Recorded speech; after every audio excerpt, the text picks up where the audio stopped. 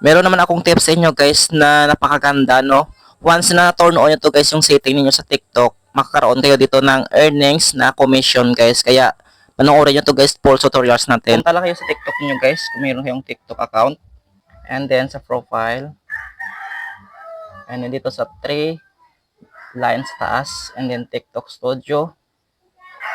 And dito guys sa settings, dapat click nyo yan una. And then iset nyo yung currency nyo guys sa Philippines.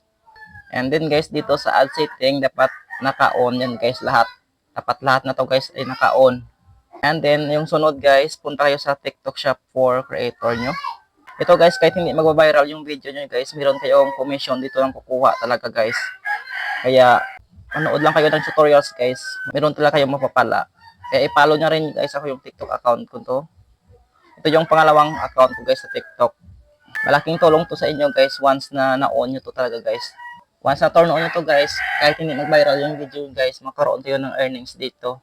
Alam ko guys, nandito sa video na to kasi nga nabasa mo yung ating title at meron ko talagang mapapala guys na makakatulong talaga sa iyo dito sa TikTok para maka-earnings guys. Kaya na natin.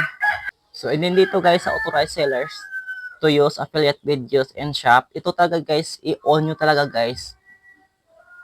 Kahit hindi na mag-viral yung videos nyo guys, meron pa rin kayong earnings dito kasi nga may lumabas na ads guys.